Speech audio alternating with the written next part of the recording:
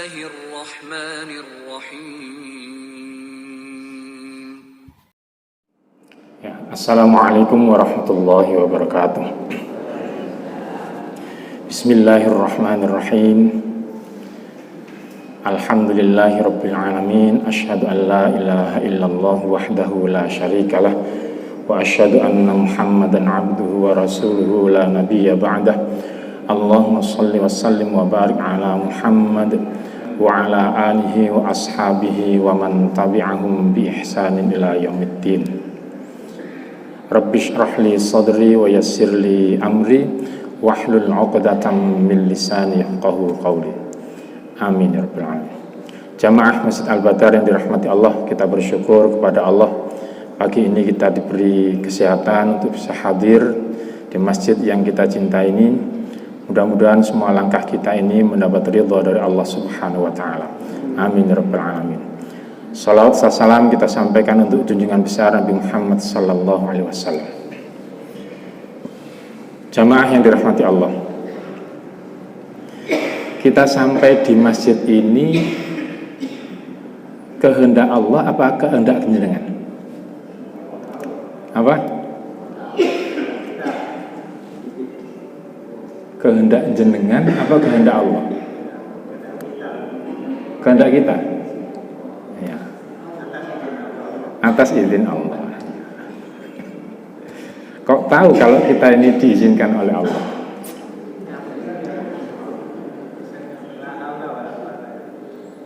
Jenengan kesini loh, kok ngerti kalau kita ini diizinkan oleh Allah, sudah dikehendaki oleh Allah. Dari mana taunya? Nah, ya saya yakin Bapak Ibu berangkat dari ingin. Kalau ke Al-Badar ingin dapat ilmu, gitu ya. Kemudian mandi, menyiapkan segala sesuatu untuk bisa sampai di Al-Badar. Sampai di sini ternyata betul dapat ilmu, duduk mendengarkan akhirnya dapat ilmu. Nah, karena itu di Al-Quran itu ada istilah sya'a, ada istilah aroda. Kalau kita berharap sesuatu lalu mempersiapkan diri untuk mewujudkan harapan itu, ya, berharap sesuatunya itu namanya aroda. Karena Pak Muntari datang haji, maka berkunjung ke Pak Muntari dengan harap-harap apa kira-kira? Barokah apa oleh-oleh haji? Ya. Nah, ya dapat dua-duanya, dapat barokah, dapat oleh-oleh haji. Keinginan untuk dapat dua-duanya itu namanya aroda. Ya, aroda. Subuh-subuh sudah siap-siap mandi, ikut kuliah subuh. Sebenarnya kuliah subuh ini tujuan apa singgahan? Kalau tujuannya itu silaturahim ke Pak Muntari yang baru pulang haji, maka pengajian ini adalah singgahan. Tapi bukan berarti singgahan ini termasuk sya'a apa aroda. Jadi kita supaya paham, sering kita mengucapkan insya Allah. Jika Allah menghendaki itu beda dengan menginginkan. Ada proses untuk menuju apa yang sudah kita dapatkan saat ini, yaitu yang pertama adalah irodah. Allah itu mempunyai sifat irodah. Makna harfiahnya adalah menginginkan. Supaya manusia ini menjadi baik, maka hindari hal-hal yang buruk. Ya, jangan makan babi, jangan makan sesuatu yang haram. Jadi iroda Allah itu tidak ada yang sifatnya membuat manusia itu menjadi teraniaya, tidak ada. Semua keinginan Allah itu tidak ada yang sampai menyebabkan hamba-hambanya itu teraniaya. Wa mallahu yuridu zulman lil alamin. Pokoknya kalau Allah ingin kemudian merumuskan, membuat hukumnya, tidak ada hamba-hambanya yang teraniaya. Setelah Allah ingin itu, lalu dibuatlah yang disebut dengan qadha. Ya, dulu pernah kita jelaskan, qadha itu adalah apa-apa yang dibuat oleh Allah, ketentuan baik yang sifatnya kauniyah maupun syar'iyah. Setiap ada mic yang disambung ke handphone, maka suara saya akan sampai ke handphone. Itu qadha. Qadha namanya qadha kauniyah. Ada ilmu yang harus dipelajari supaya kita ini bisa menyambungkan antara mic yang di sini dengan handphone. Agar laptop ini, apa yang di laptop ini bisa sampai di sana, harus ada kabel penghubung. Jika disambungkan, maka muncullah di layar. Itu namanya qadha. Qadha kauniyah. Siapa yang datang mencari ilmu, maka Allah mudahkan jalan baginya menuju surga. Itu juga namanya qadha. Tapi qadha apa? Syar'iyah. Qadha yang terkait dengan aturan agama, yang ujung-ujungnya adalah kebaikan akhirat bagi yang melakukan. Atau sebaliknya, ternyata dia berbuat maksiat, maka Allah menghukumnya di dunia dan menghukum pula di akhirat. Itu juga namanya qadha. Berarti iradah itu, keinginan Allah itu bisa menyebabkan hal yang sifatnya baik bagi kita, bisa juga buruk menurut pandangan kita. Ya, bapak ibu dibuat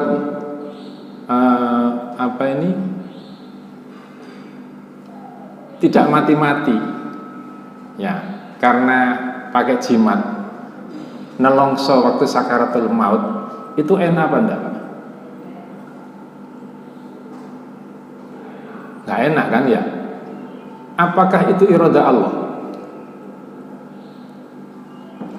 Keinginan Allah apa bukan? Apa? Lah terus keinginannya sopo? Apa?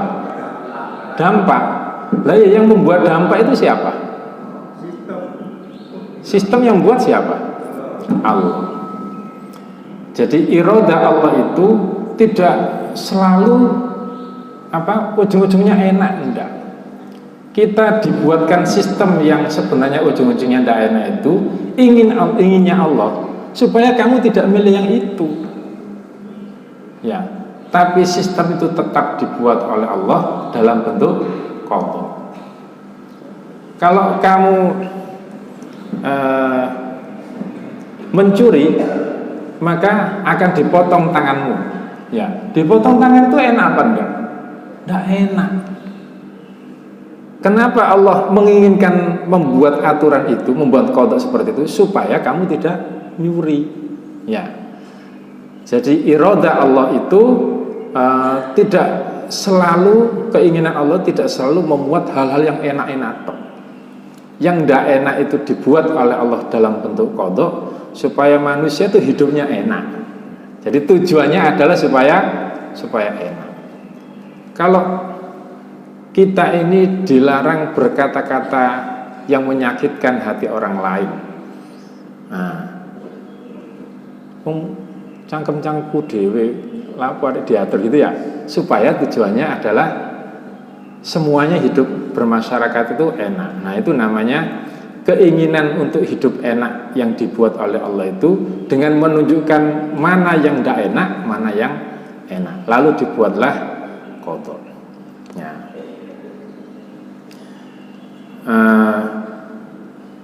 Pak Muntari waktu haji kemarin, ya konon di berita-berita makanannya kurang kayak haji-haji yang dulu. Servis makanannya tidak seperti haji-haji yang dulu. Nah, itu termasuk keinginan Allah, ya, kehendak Allah atau takdir Allah. Apa? Takdir. Ya, itu berarti sudah pas. Kalau sudah terjadi itu namanya takdir. Ya, kalau belum terjadi itu namanya masih dalam bentuk qadha, aturan yang belum diambil sikapnya, mau diapakan, itu namanya qadha. Tapi begitu dikehendaki, ya, sudah jalan. Tadi kan Arab oleh haji, jalan ke rumahnya Pak Muntari.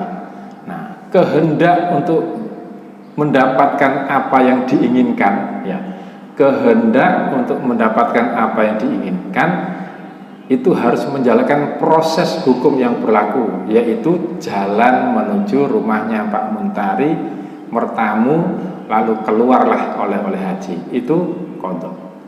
Ternyata betul sampai di Pak Muntari dapat oleh-oleh.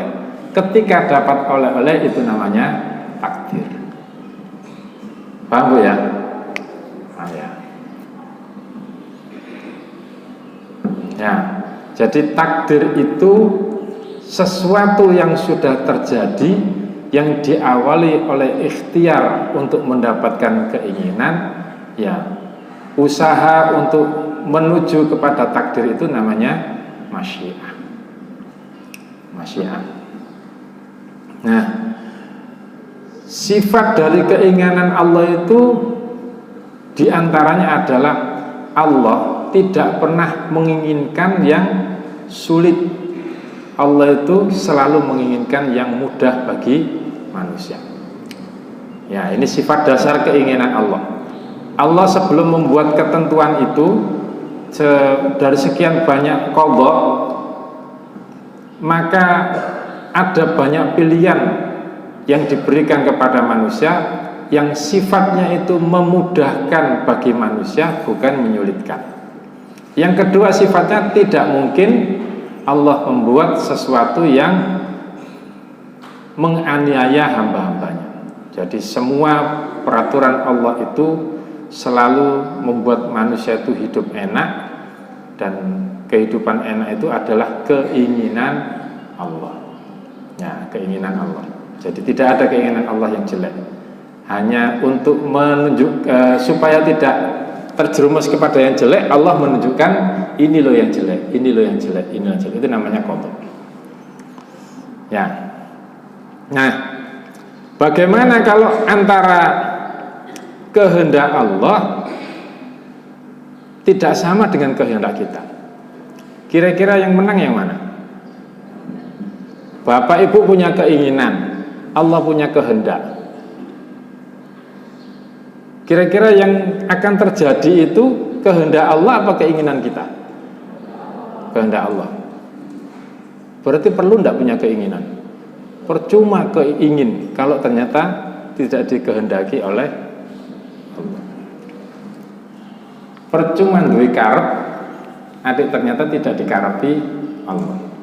Perlu tidak kita punya berkehendak? Apa? Jenengan perlu tidak punya keinginan, Pak? Hah? Nggak perlu. Sebab orang yang punya keinginan kalau tidak terwujud itu kadang-kadang nelongso. Supaya tidak nelongso, tidak usah punya keinginan. Nah, iya Pak ya. Nah, lalu ngapain kita hidup di dunia yang mengikuti keinginan Allah? Dari mana kita dapat keinginan Allah? Dari apa yang diwahyukan oleh Allah. Semua keinginan Allah itu ditulis di dalam qadha dan ditulis di dalam alam. Ya, ditulis di dalam wahyu dan ditulis di dalam alam. Kalau kita menginginkan hidup yang enak, tidak nelongso, ikut saja hukum-hukum yang ada di wahyu dan hukum-hukum yang ada di alam. Itu dijamin tidak nelongso. Tapi kalau jenengan punya keinginan tidak terwujud, pertama mesti nelongso, maksimal stres, depresi. Tapi kalau kita mengatakan saya begini nih, saya datang pengajian begini nih kan berbiaya, paling enggak bensin, tenaga gitu ya. Kalau mikir itunya kita stres, terus aku oleh apa? Ya.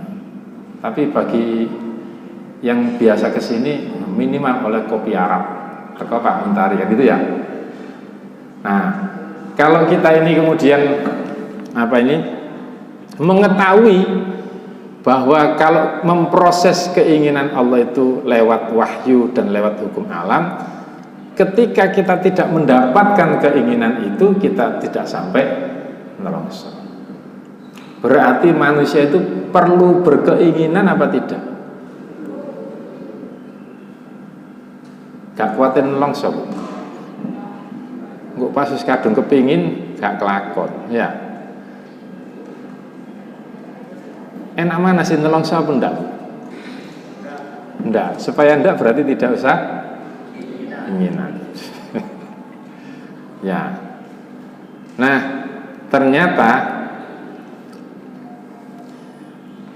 Nabi menyampaikan begini, wa man lam yad'ullaha yaghdhabu alaihi. Barang siapa yang tidak berdoa, Allah akan marah padanya. Berdoa itu untuk apa? Menyampaikan keinginan.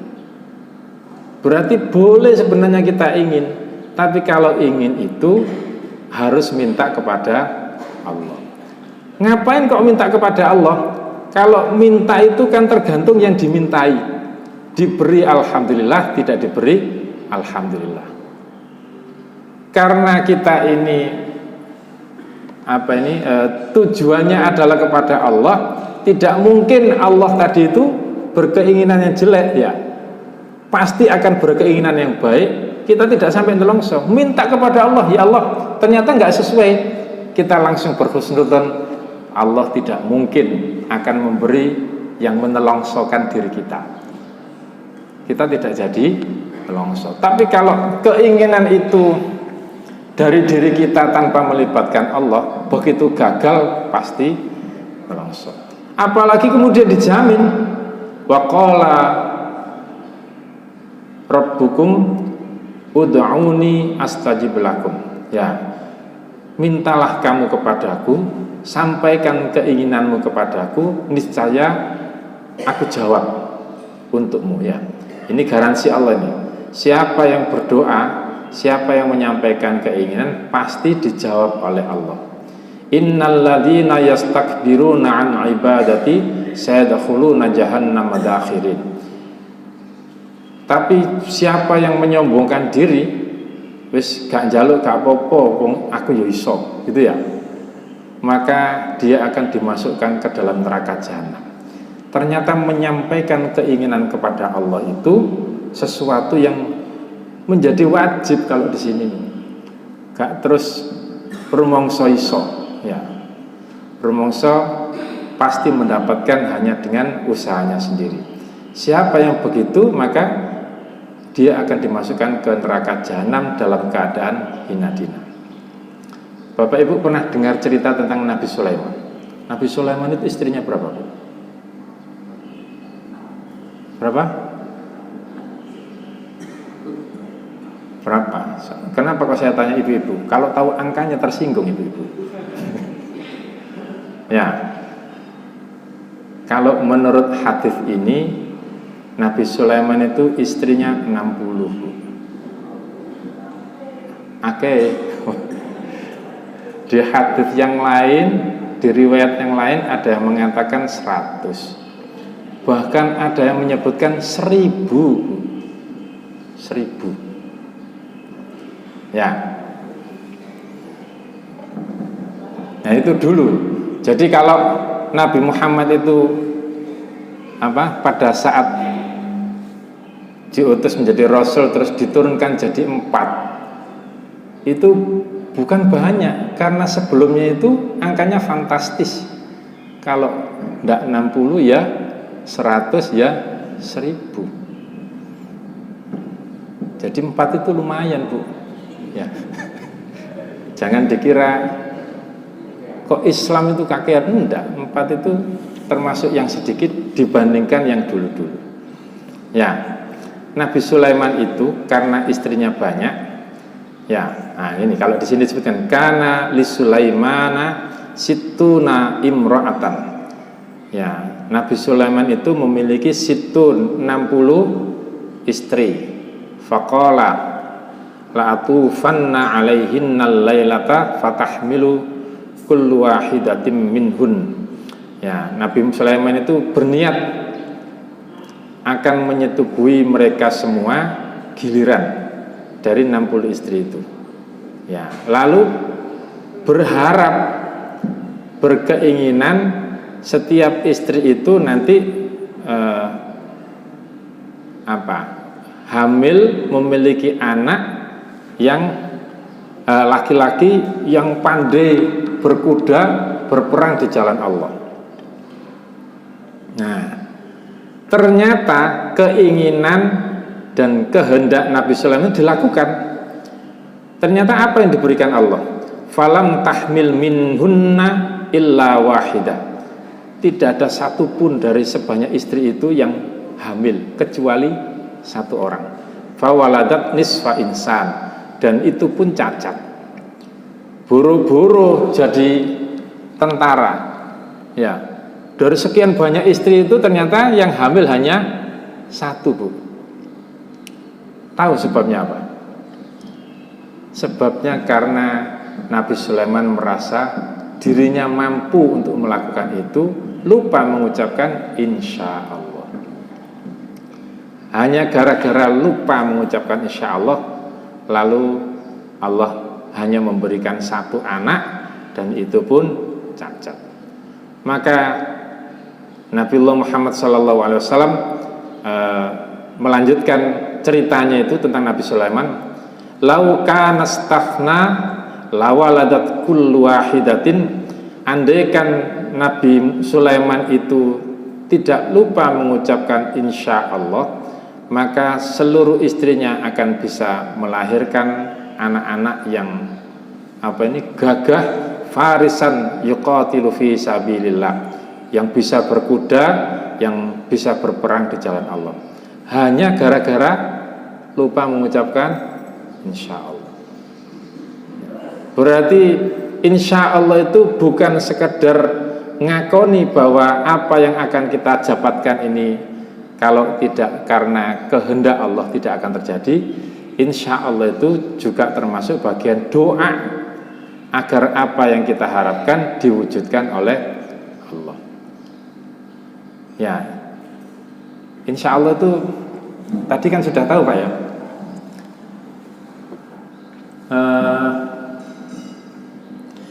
Bapak sudah haji yang pakai kopiah hitam? Sudah, alhamdulillah. Sebelahnya belum. Pengen haji enggak Pak? Ingin ya. Nah, ketika jadi seorang muslim berharap bisa berangkat Mekah, itu namanya ingin.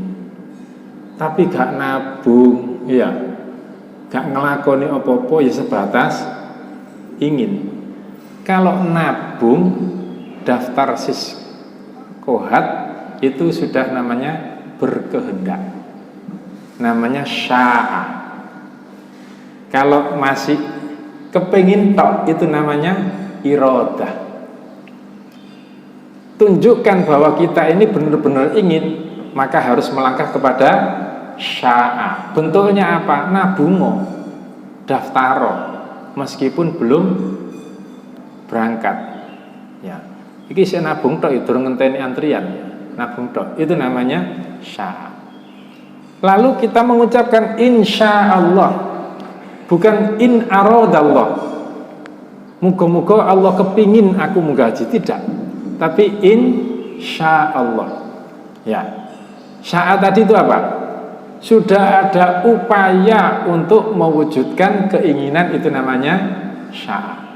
Berarti kalau kita mengucapkan insya Allah, berharap bahwa Allah itu yang bergerak,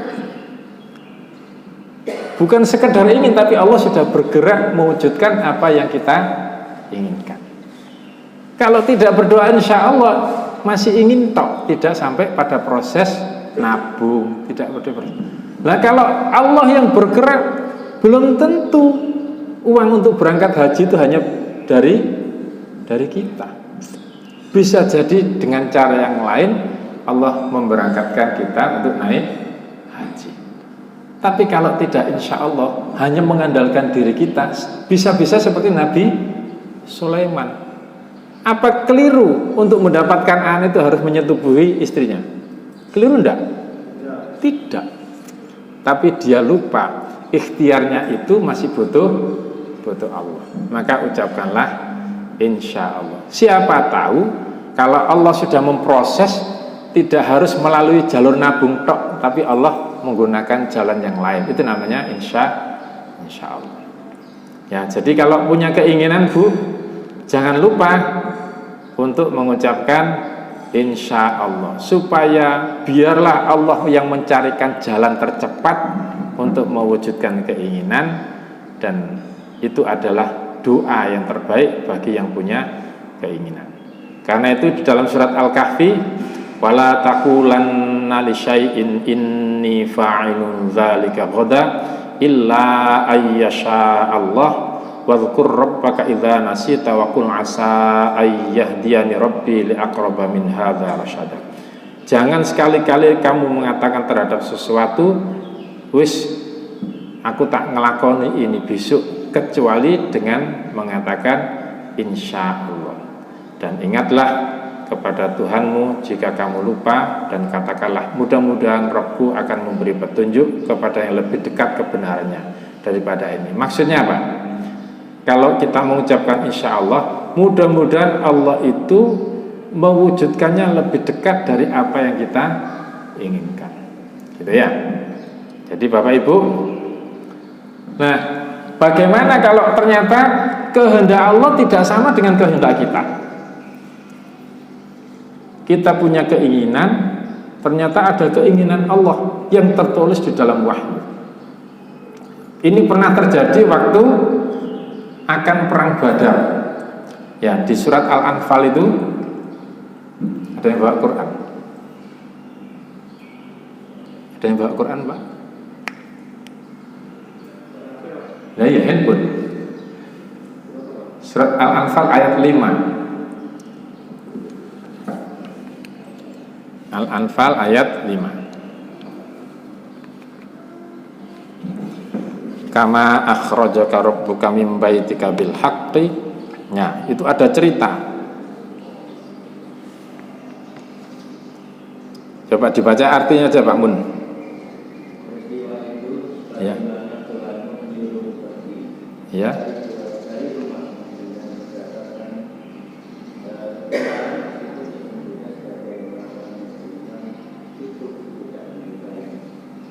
Ya, sebagaimana Tuhanmu menyuruhmu pergi dari rumahmu dengan kebenaran, padahal sesungguhnya sebagian dari orang-orang yang beriman itu tidak menyukai. Yujadilunaka fil haqqi ba'dama tabayyana ka'annama yusaquna ilal mauti wa hum yanzurun. Mereka membantahmu tentang kebenaran sesudah nyata. Coba Bapak Ibu dengarkan ya, kira-kira paham enggak ini cerita di Quran ini? Mereka sebagaimana Tuhanmu menyuruh mau pergi dari rumahmu dengan kebenaran, padahal sesungguhnya sebagian dari orang-orang yang beriman itu tidak menyukainya. Mereka membantahmu tentang kebenaran sesudah nyata, seolah-olah mereka dihalau kepada kematian sedang mereka melihat.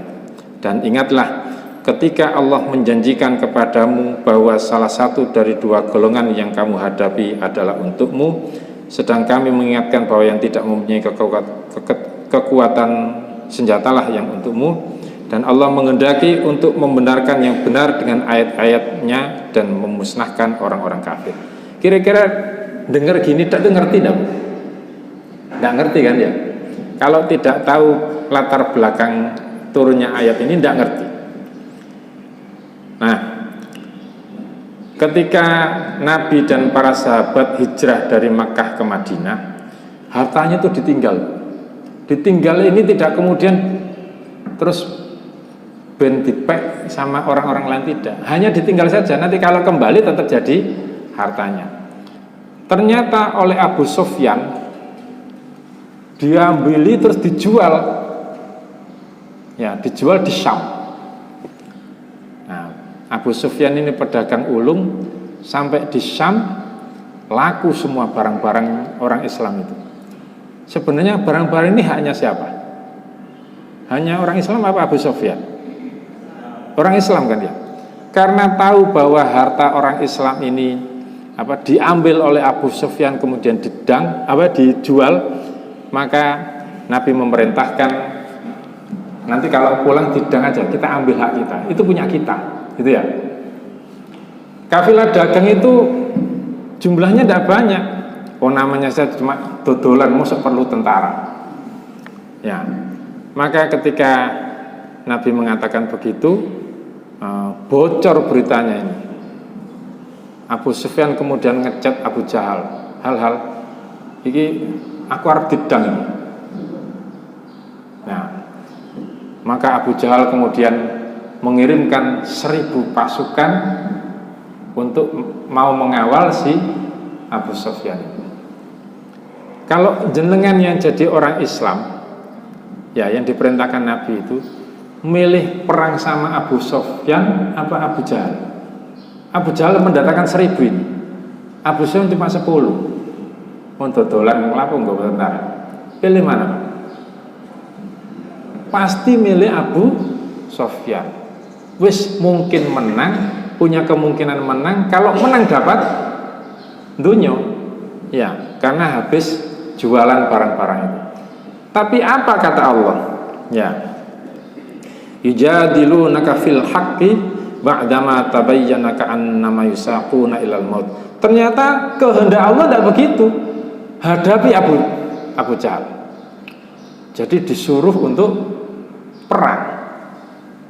Wah, ini gak enak ini.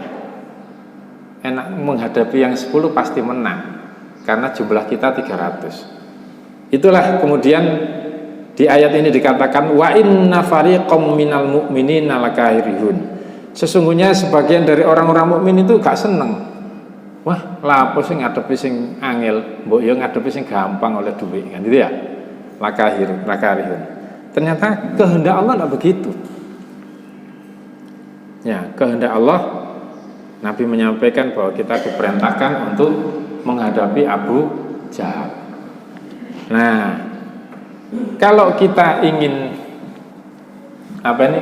menggugurkan keinginan kita, kehendak kita untuk mengikuti kehendak Allah, itu pasti disupport oleh Allah. Kita punya keinginan tidak sesuai dengan keinginan Allah. Keinginan Allah dapat dari mana tadi Pak? Dari wahyu. Bapak Ibu harus belajar apa yang diinginkan Allah itu dari Quran, dari apa yang disampaikan oleh Nabi-Nya. Kalau tidak sesuai dan kita harus menggugurkan keinginan kita, itu pasti akan disupport oleh Allah. Maka kaum muslimin pada saat itu dibesarkan hatinya, yaitu dengan iltastaghithuna rabbakum fastajaba lakum anni mumittukum bi alfim minal malaikati murdifin. Allah kemudian menurunkan malaikatnya, 1000 malaikatnya untuk gabung perang melawan Abu Jahal. Kalau yang turun 1000 ditambah pasukan Nabi itu 300, jadi 1300. Musuhnya berapa tadi Pak? 1000, makanya menang, gitu ya. Bagaimana supaya dapat menang? Ya kita harus ngalah, ya, meletakkan kehendak kita mengikuti kehendak Allah. Banyak enggak kehendak kita yang tidak sesuai dengan kehendak Allah? Banyak.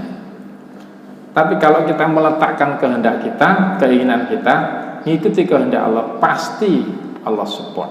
Seperti ketika kaum muslimin di zaman itu meletakkan keinginannya untuk mendapatkan hartanya sendiri yang dijual oleh Abu Sufyan dengan melawan Abu Jahal yang jumlahnya lebih banyak. Jadi Bapak Ibu yang dirahmati Allah, kita ini kadang-kadang merasa bahwa kita mampu melakukan segala hal, tapi kita lupa mengucapkan insya Allah. Setiap ucapan insya Allah itu akan menjadi doa, dan setiap doa itu pasti dijawab oleh Allah. Dan tidak mungkin Allah akan melakukan penganiayaan terhadap hamba-hambanya, apalagi hamba-hambanya itu mau memohon kepadanya. Ya, sampai di sini dulu. Ada yang ditanyakan? Ya, Pak Heri.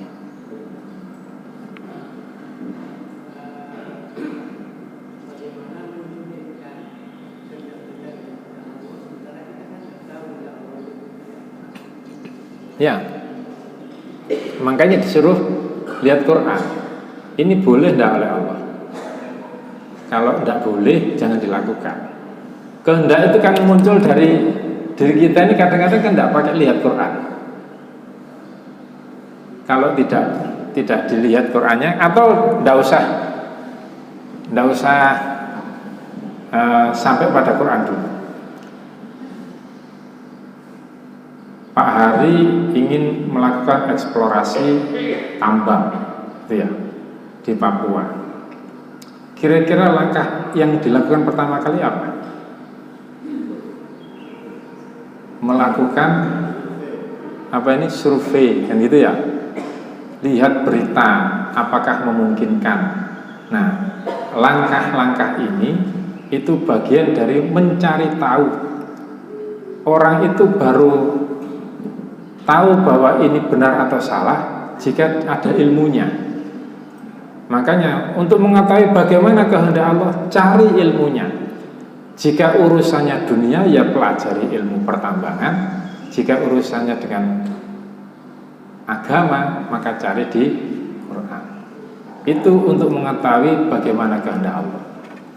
Nah, kadang-kadang ada kehendak yang di Quran sudah benar, di alam sudah benar, tapi ternyata tidak terwujud. Kira-kira kenapa? Saya sudah tahu kalau saya dulu kuliah di teknik kimia, ternyata kan jadi teknik Quran, kan nggak masuk. Ya, teknik kimia jadi teknik Quran. Kok bisa ya? Padahal dulu sukanya luar biasa dengan kimia itu. Nah, ternyata mbah saya, ayah saya, ibu saya itu selalu berdoa, ya Allah jadikan anak saya ini orang yang biasa menyebarkan Al-Quran. Saya punya kehendak, ya, saya punya kehendak, saya punya keinginan, ya, dan sudah berkehendak. Buktinya apa? Kuliah di tempat yang saya inginkan. Tapi ternyata kehendak yang lain ini lebih kuat dibandingkan kehendak saya.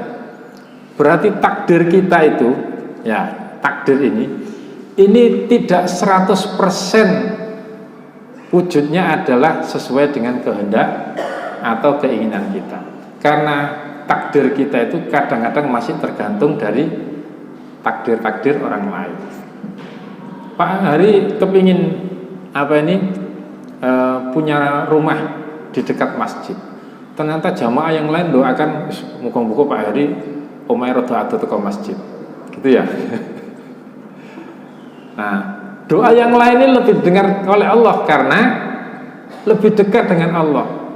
Kira-kira takdir yang terjadi apa? Takdirnya tentu akan jauh dari masjid. Jadi kita ini berusaha membuat takdir kita ini sesuai dengan keinginan. Caranya bagaimana? Cari ilmunya. Kalau urusan dunia ya cari ilmu dunianya. Kalau urusan akhirat yang diridhoi Allah, yang diinginkan Allah, kehendaki Allah bagaimana, maka bukalah Quran dan bagaimana Rasulnya. Jadi insya Allah itu tidak mungkin menyalahi Al-Quran, gitu ya. Karena kehendak Allah itu sudah dibuat hukumnya, qadoknya. Ya, kalau dengan syariat itu ada di dalam Al-Quran dan Sunnah Rasulnya. Begitu Pak. Ibu-ibu sudah tidak tanya? Ya. Kenapa kok tidak tanya? Tidak ada pertanyaan apa sudah?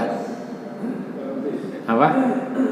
Sudah letih. Nah, baik, mudah-mudahan bermanfaat. Mari biasakan mengucapkan insya Allah untuk mewujudkan keinginan agar kita pasrah kepada Allah.